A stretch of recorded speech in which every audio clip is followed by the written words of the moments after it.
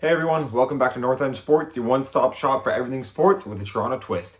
The Western Conference Finals have come to a very fast end, and because of that, it's almost time to look right to the Stanley Cup. But for now, sit back and take a listen as we go over what went down in Game 4 of the Western Conference Finals. So, that was fast. You read the title right. The Western Conference Finals are indeed over. The Colorado Avalanche have swept the Edmonton Oilers, and I don't think a lot of people are necessarily that surprised. There's a lot to talk about with this game, and if you're an Oilers fan, trust me, I know how it feels right now. It sucks. But hey, if you're an Avalanche fan, the Avalanche, they look good. I really don't know if anything can stop them. They are hot right now. After we go over this game, I want to talk about what you can kind of do if you're a fan of both teams, what you can expect both teams to do, and what do we got coming up with the Stanley Cup Finals here. So, let's just jump right in, not waste any more time. Let's look at how this game unfolded. So this game was a pretty picture-perfect encapsulation of both teams and kind of what this series has represented.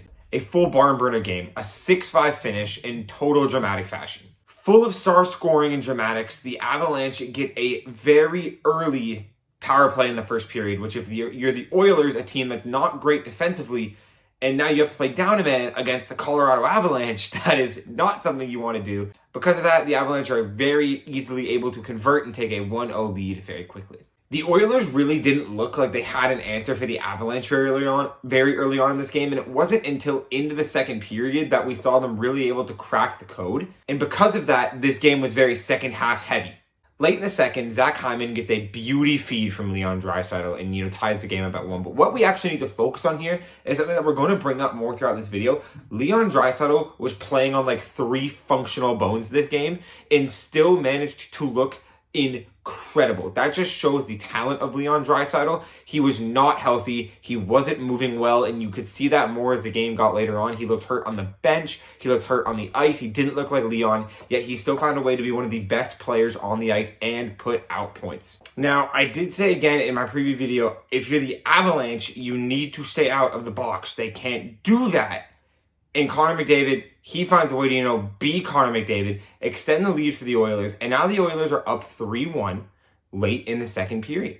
Now, if you're the Oilers, you need to find a way to ride this momentum when you couldn't in the last game, where you had a goal late in the period, you took the lead, and now you get the intermission and run up this momentum, your crowd is loud. You need to find a way to shut this down with a multi-goal lead, find a way to make things easy for Mike Smith, and ride this calmly out of the game. However, they can't find a way to do that, and Leafs fans, we know about this one. Very quickly into the third period, an own goal off Cody Ceci brings this game to a 3-2 score. However, the Oilers are not going to go down quietly as Hyman is fed by Draisaitl again, and they extend the lead to a 4-2 lead. A Mike Smith giveaway, leave a like if you've heard that one before. It ends up in a bad situation for the Avalanche, and the Avalanche are not going to mess that one up. You could say it's off the ref, whatever. It was a not smart play by Mike Smith, and now we're looking at a 4-3 score. Now, this is the thing about the Avs. They find a way to score in bunches. The Oilers, that is a terrible thing against them because they don't have that same ability to defend in bunches, and the Avalanche use it to pile up, and we saw that here. After that 4-3 goal, Nathan MacKinnon, very quickly after a feed by Cale Makar might have been the best player of the playoffs so far for the Colorado Avalanche. Great feed. Nathan MacKinnon's not messing that one up, and we are looking at a 4-4 game. We are looking at a 4-3 game for the Colorado Avalanche.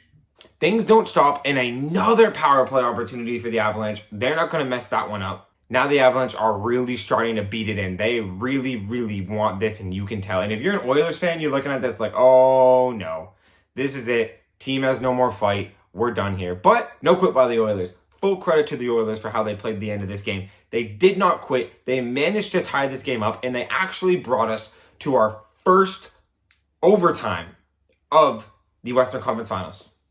Now, overtime was fairly short-lived, but it was our first overtime. They didn't want to quit. You can't say that they didn't go down without a fight. And then the Avalanche are your Western Conference Final champions, as Arturi Lehkonen is the goal scorer. And what's interesting about that is for 2 years in a row now, on 2 different teams, he has scored the overtime winner in the conference final to send his team to the Cup Finals. I would also like to highlight this quote from Nathan MacKinnon that really, I believe, encapsulates the vibe of the Colorado Avalanche right now. Now, if you're an Oilers fan, trust me when I say I know how it feels to be you right now. I'm not talking about being in a conference final. I'm a Leafs fan. I know nothing about that. But what I am talking about is the doubt of the core. All the media is saying, did the Oilers make the right moves? Are all of these contracts going to ruin the team? But I really do think if you're an Oilers fan, just take a step back, stop listening to all the articles and stuff. I think you guys are okay. I know Ken Holland is known for doing some pretty crazy things here and there. In the Hyman contract and the Darnell Nurse contract, I know it's a lot of money, but the thing is, Darnell Nurse, we learned, was playing hurt. Draisaitl playing hurt. McDavid is McDavid. Hyman has played incredible. Ken Holland, as long as he doesn't do anything crazy, this team just has room to improve. If you're an Oilers fan and you are wondering what does this team need to do, I think there's two things that the Oilers need to do in this offseason particularly. They need to extend Woodcroft because for whatever reason, this team responds perfectly to him. They can battle through adversity with him. They can win games under him. And if they want to have a more consistent season than last year without worrying about coaching, I think it's fully the right idea to bring the guy back who your team has responded well to in the playoffs. I know there's a lot of big names out in the coaching market right now, especially with Bruce Cassidy on the market now. But I really think like staying with what you know is the right idea. Also, what you need to do, sign a goaltender who is not only a great goaltender, but is under the age of 40 years old. Someone that you can ride for a few years, who can really be a rock for your team. If you are the Oilers, the most important thing, more than I think any other team in the NHL this offseason, is making sure that you guys find the best goalie available for your team. You guys need a young goalie, a good goalie, someone who can be sturdy, someone who can grow with the team, and someone who can play with you for a few more years. Now, if you're an Avalanche fan, nothing to do but be excited. Injury has plagued your team this year, yet you have battled through that. It's nice to see Kemper back on the bench. Kadri isn't ruled out for the rest of the playoffs. You guys have lived up to the hype.